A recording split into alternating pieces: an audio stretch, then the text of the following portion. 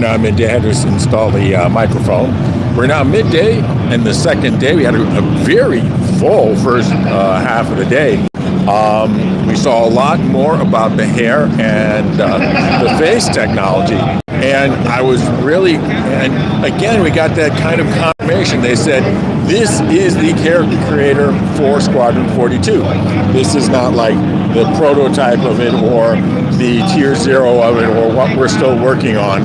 They said this was the character creator for Squadron 42. And I think a lot of the other things that they were showing, pretty much they said this is the way things are going to work for Squadron 42. The only downside for me is that they had where I was sitting in the convention hall, they were quite cold, and so there's a necessity being the mother of invention. I went off to the merch booth. Actually, the merch booth has a line that is shorter than has ever been today.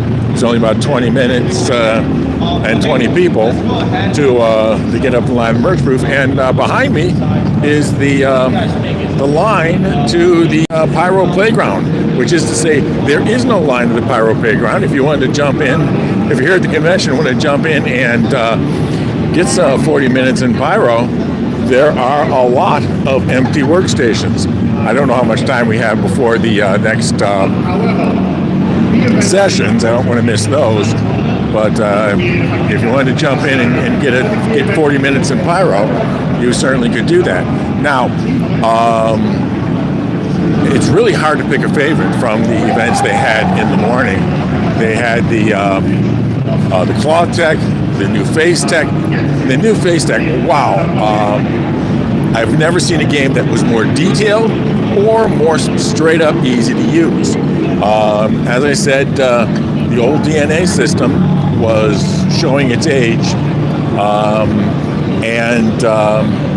you know, Starfield may not have had too much going for it, but the character creation system was better. This, of course, is if they, you know, what they described as the character creation system for Squadron 42 is way above that. The options you have, particularly with the hair and the customizing of the cosmetics and the way you can tweak the skin tone and skin textures. I still want to see one more thing. If they as fast as they can create hairstyles, this couldn't take possibly much to implement. But I want to have them implement the Picard hairstyle. They should, as they say, make it so.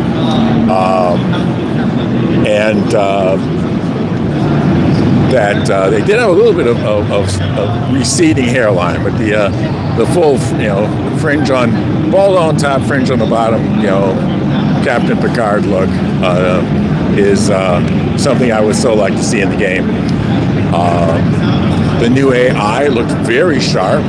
I'm coming to grips with the new atmospheric flight model. It's going to make landing at bases, landing on the ground, a whole lot more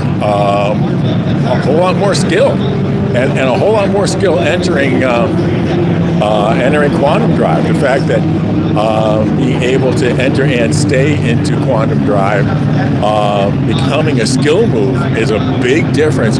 Also, the ability to not so much steer, but be able to just not have to spool. There is apparently no actual spooling involved with entering the new quantum drive.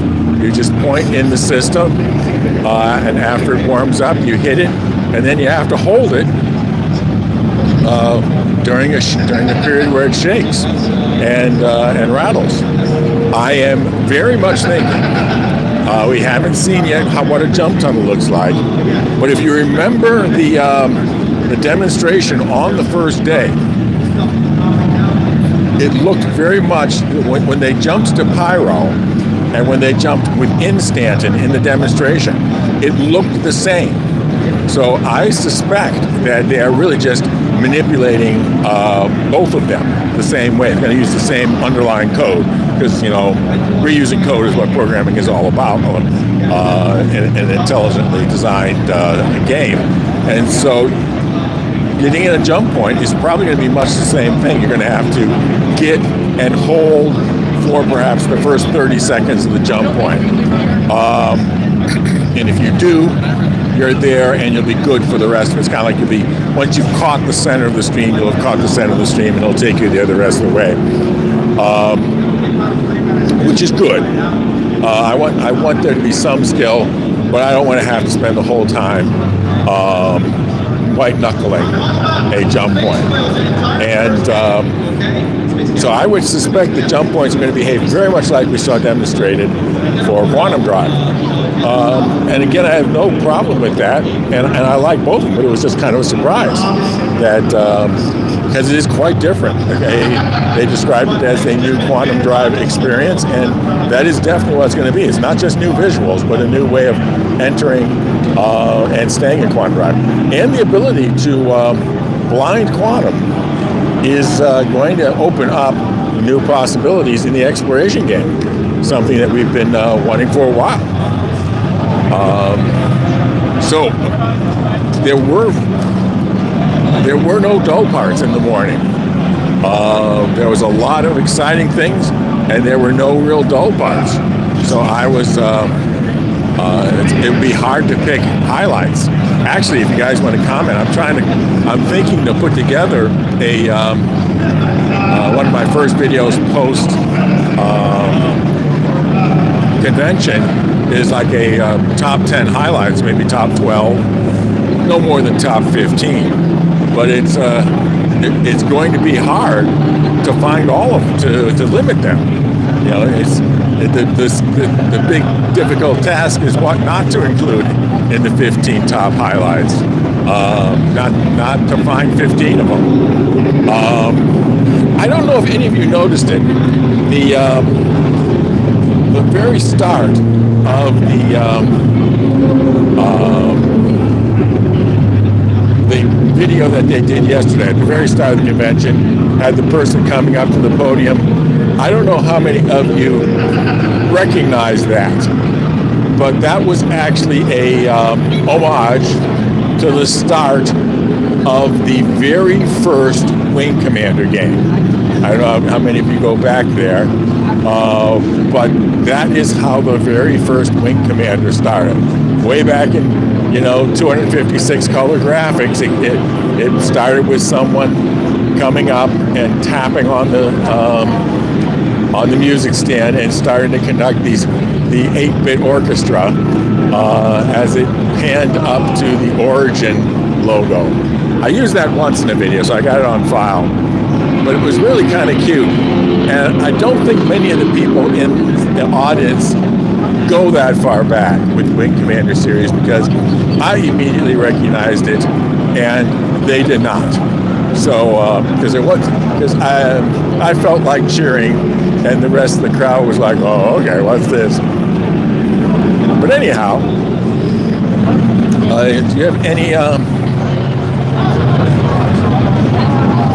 Yes, I was hoping they'd show something in terms of master mode and larger ships. We can get a few things from inference, and so the fact that there is an easy escape mechanic does not, and that they wanted the time to kill be longer. So I'm hoping that the combination of those means that if I want to pull a few maneuvers, push them off. Hey! I am streaming, just to warn you. What would you consider the top points of this morning? I didn't see much, but I will say, this is mine, and this is very personal, which is the Dusters. The Dusters uniforms. You love the Dusters uniforms. Yes, and I love the new atmosphere. I was surprised that when they were talking about the gangs of Pyro, the subject of Xenothreat didn't come up again. Yeah, well, it's a question. I don't know what they did. They're in the build, so... They're clearly part of Pyro, and they're clearly part of the gangs of Pyro. And they're clearly big enough there that we presumably could join them as a faction. So, but for some reason they didn't decide to include them. But you're very into the gangs and pyro and the costumes and less so than the mechanics. Yeah, I like a lot of that stuff. That's That's your thing. Yeah, you're the lore guy. Yeah, but I did like the atmospheric stuff though, because I think that's a nice change. Because like after doing a lot of this that much more stuff, like there's a like legitimate difference between flying in atmosphere and in space now. Yeah. But that can actually make atmospheric ships like that is good. Yeah, I know. So I've been flying the Cutter a lot now, but now I'm looking at the Cutter and saying, dang it, that thing's a brick. yeah, the Cutter It has VTOL. VTOL would be but it's you're going to be needing the VTOL, the level flight is going to be Getting down to the planet and landing, but you can't really fly on the planet. yeah, it's going to be helicopter mode basically. Yeah. So yeah, I'm excited for like. Were you in the hall or out here? we were out here. Oh, okay. Because, That was freezing inside the hall. Yeah, it's been cold. Sent me to the merch booth. That's why they sell the sweaters. That's right. I wish they had more long sleeve things. All right. Now let's see what happens for the afternoon. Well, you've heard the stories. The rumor is running around. It's the CIG employees that everyone needs to be in there. Yeah, well, that's what Jerry's has been saying. You have to be must inside, be there. not out here. Inside. Not in there. So he's gonna kill us all. That's what Jared's big plan is to kill us all. yeah, kill us all. Yes. Hold us, lock the doors and hold us for ransom. Yes.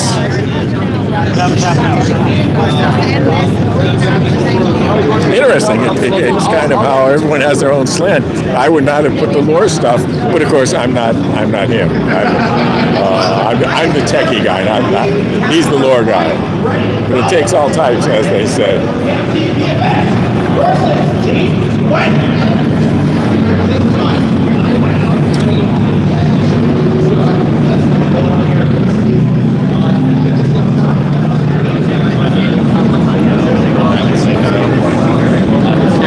Hey. Mind if I get your signature? What? Mind if I get your signature?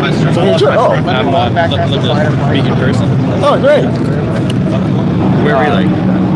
Here, wherever. I love your content and your perspectives. Thanks so much. There you go.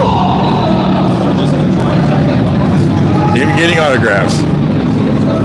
The things that start to happen when you have a channel.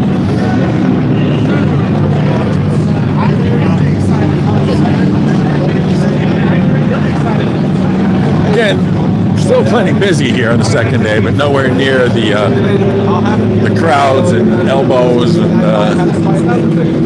claustrophobia. I don't get claustrophobia easily, but I can easily see that someone who did get claustrophobia easy would have felt definitely overwhelmed yesterday.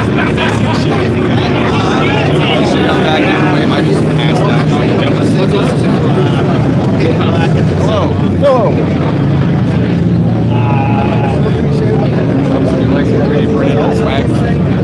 No, just looking around.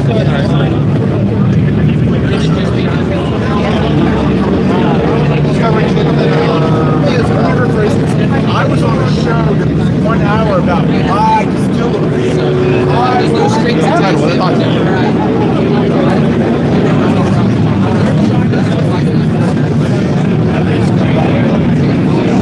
The FPS crosshairs. I like the new aiming mode, and having the FPS crosshairs looks good. I mean, and as someone that just recently got into head tracking, if you looked at my video about the head tracker, the Tobiel head tracker, which I will mention is my sponsor for this coverage, I said the head tracking makes it much more necessary to have a laser sight on your gun, for specifically the reason that they talked about needing to have the crosshair, so that you can see, even when you're moving around bobbing your head, where your shots would hit. So the new FPS cursor is necessary, but I think it's going to make the any need for having the laser sight obsolete. Because when you don't have when the gun's lowered, you don't need the laser sight because you got the crosshairs. When the gun's up, you don't need the crosshairs because you got you don't need the laser sight because you got the crosshairs.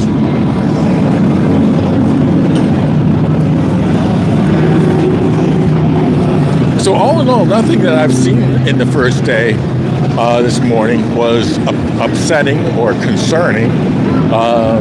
Some of it had me thinking, oh, I'm going to have to relearn my whole way of doing that, but not necessarily in a bad way. It's like, I will have to relearn how I do this, or I'm going to reload how I'm going to have to do that. One thing I definitely think it is going to need, I don't think that soloing FPS is going to be as feasible as it has been.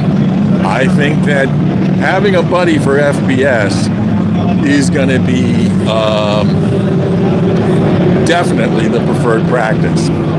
I thought that what they said about the AI, the third-person AI, and the fact that you're going to be able to have that same AI on your own crewmates, which again is implied that they are really actively thinking about having your own paid crewmates, was very exciting.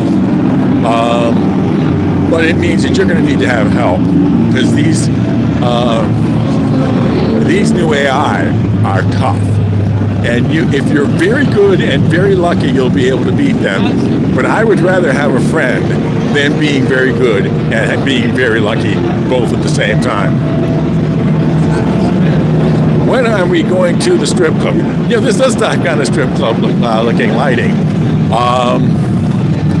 Let's see, are there any strip clubs near downtown LA?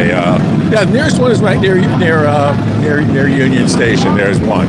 It's open up late. But no, I am not planning on going there. I have picked up plenty of people on doing rideshare in front of the various strip clubs. So I've gotten plenty of first-person reviews of every strip club in Los Angeles.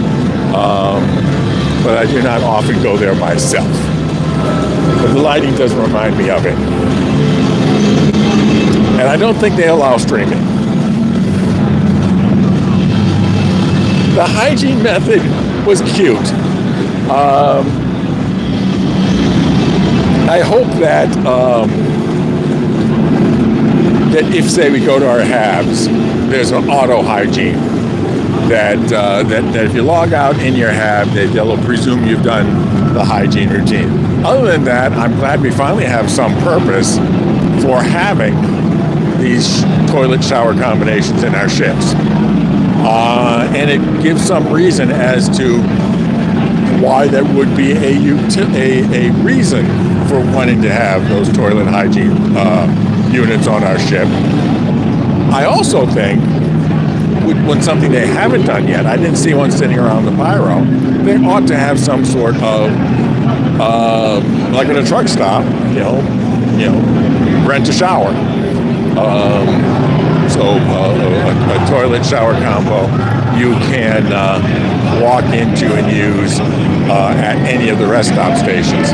Now, I also hope it's essentially almost instantaneous. That you go in, press the hot water button on the toilet shower, and it's presumed you've done your hygiene. They've always talked about Star Citizen wanting to have a light survival mechanic, and that would be in keeping with that. So I expect that using the toilet shower combo will be a near instant event.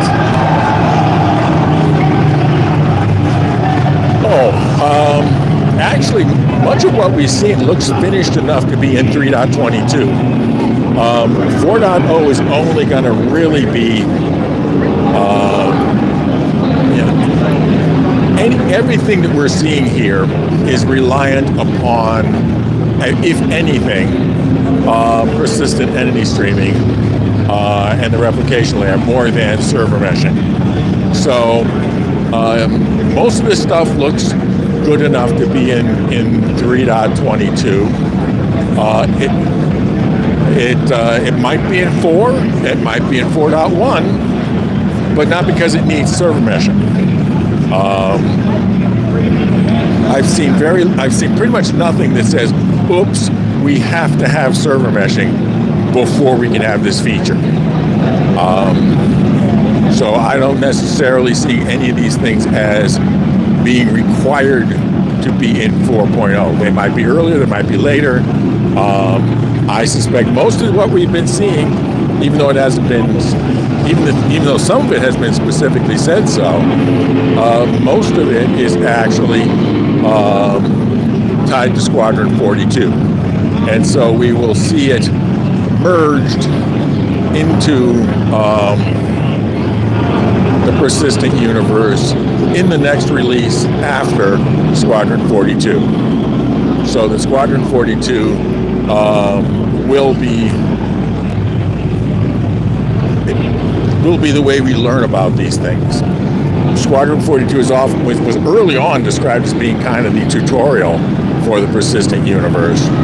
And so I think a lot of this, they're just going to say, rather than have people learn it in the persistent universe, we'll have them learn it in Squadron. The next release of the persistent universe will be the one we merge it into. I suspect that's going to be the path to most of this technology.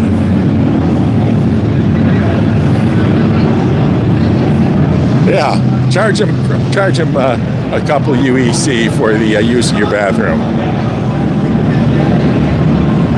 Oh, yeah, that was something that I did not expect, but when it jumped out at me when they showed it, I said, "Oh man, that's neat!" And that was all those little pouches and packs, connection points that you can put them on your shoulder, on your hip, on your belt, which actually, so we're not. The neat thing about that is that up to this point, we've had to have a chest armor in order to have a backpack. They apparently aren't going to have the backpacks be attached to the chest, the regular suits, but you'll have all these other pouches that you'll essentially have pretty much the same thing. Yeah, I mean, today started strong and it didn't really dip. There was not a point that had me going like ho-hum.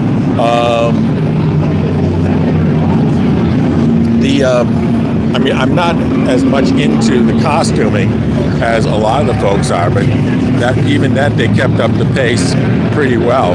As I was saying just a moment, if you're on the channel, I was surprised that there was no mention during the costumes and stuff about Xenothreat as one of the factions. And I was kind of hoping to see more. Maybe we'll see that in the first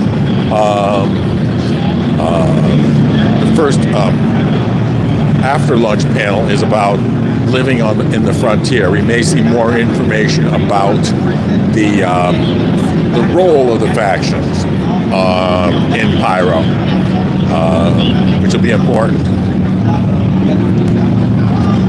Yeah. Also, not only being able to wear ready-to-wear wear, but reasons why you want to. The fact, when they started talking about having real limits on what you can do while wearing heavy armor, that caused me to perk up in my seat because right now, why not wear heavy armor all the time?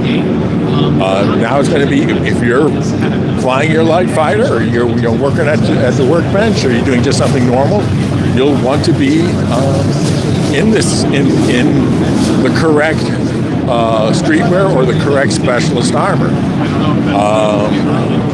I suspect that they're going to make a huge difference in stealth gameplay. Right now, they're wearing a bit of heavy armor doesn't seem to slow you down. Doesn't seem to have much in terms of a real penalty. So I am much more going to be seeing they're working towards a situation where you have your heavy armor in that suit locker, in your ship, or in the inventory, in the ship, and you change into it before you head out in combat, and you change back out of it as soon as you get back on your ship. Yeah. They talked about specialist armor, and I am mostly presuming that to be for stealth situations. And The scanner ping that they showed was interesting. I am kind of curious about how much using it will alert the enemies.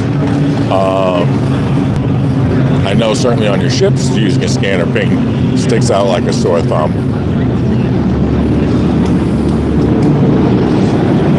Yeah, I'm wondering, again, I hope that, I don't know, they're going to have to find some balance. Obviously, you can't instantly clean your weapons everywhere. Otherwise, what's the point? Otherwise, you'd just be, cleaning your weapons with a clickety-click, after every engagement. But I wouldn't want it to become too burdensome. So they might have to have a clean option that is available only in certain locations, or that you initiate it and then it takes a while to clean it. I am probably more inclined that they will go to a situation where you have to be in a certain location or equip a certain, work vest on your body in order to be able to do the clean weapon. But I really don't want this to become so tedious that you're constantly having to be disassembling and cleaning your weapon. Yeah. Having to make good games are about making difficult decisions, and say the decision between armor and stealth is an easy one to have in the game.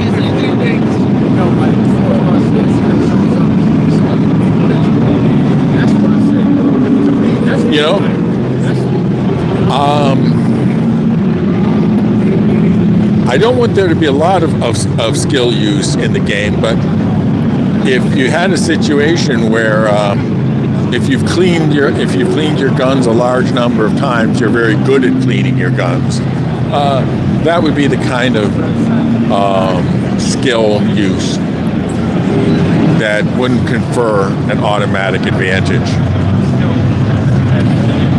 Oh, the atmosphere of the convention was walking in and seeing what they had done with the environment was the first real high point of being here.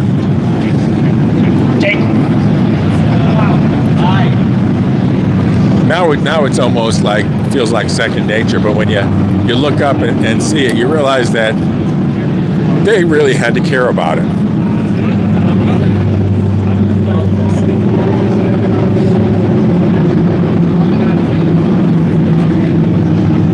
Well, they aren't making any noises yet about needing to go back in.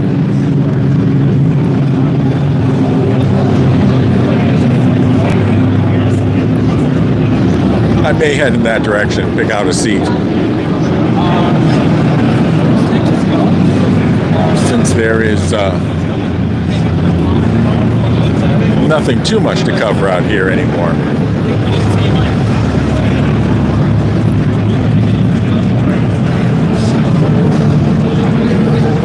Well, they've got a couple of sessions, so if they don't insert it into the sessions, then they've got to squeeze it in very quickly at the end.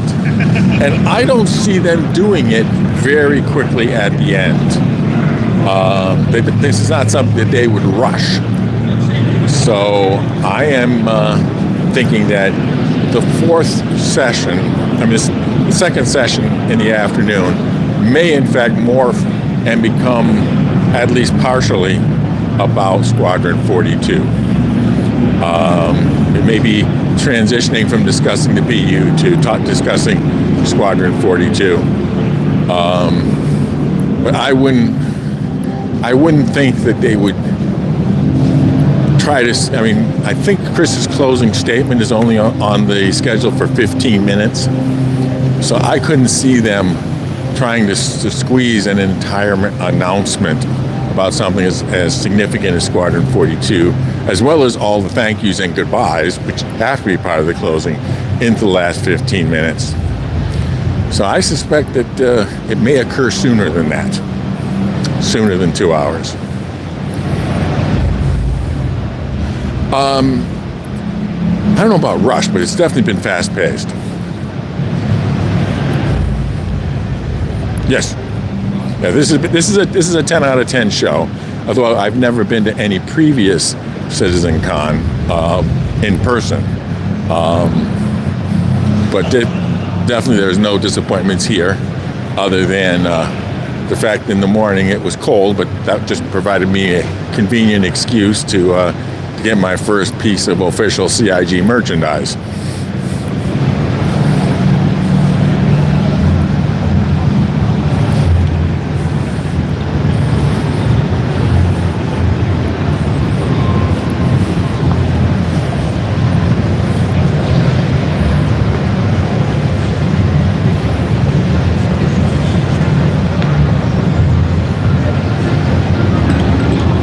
The fact that this started in one theater of the Alamo Draft House in Austin is it's been a big decade, a very big decade.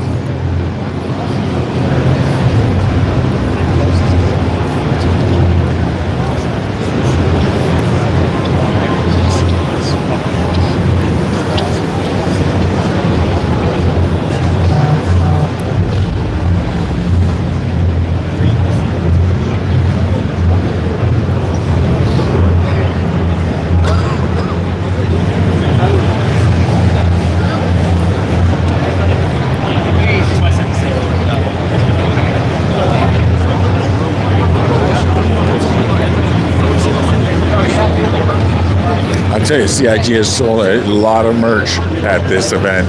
I see a lot of people on the second day wearing things that were in the merch store, like my hoodie. I see a lot of Burn and Pyro. The Burn and Pyro graffiti style shirt is very popular.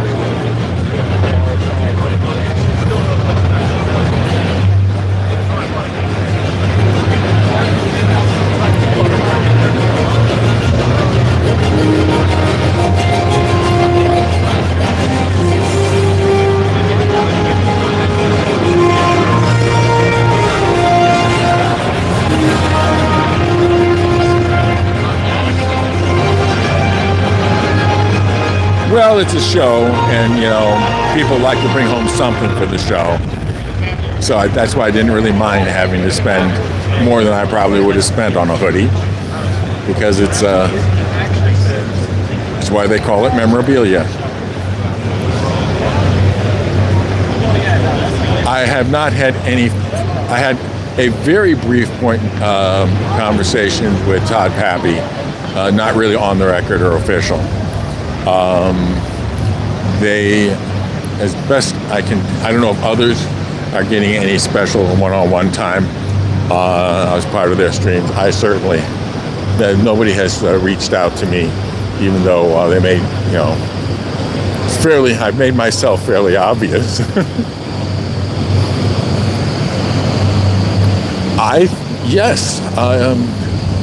If they pull it off, boy, the gaming industry has had very few real hits. They've had a lot of high-hyped titles that have come out and disappointed. Really, the only title, you look at Diablo 4, really high, people were excited about it. It seemed like it was going to do things, and it very quickly disappeared. Starfield, people were really hyped. They were going to think it was going to be game of the year, yada yada yada yada, and it kind of fizzled. Definitely the hype will be, and if it delivers, it will be like Baldur's Gate 3, a really truly impressive thing. And I'd hate to put expectations that, particularly for what we know from the persistent universe, that Squadron is going to be able to be that hardcore bug-free. But the problem is that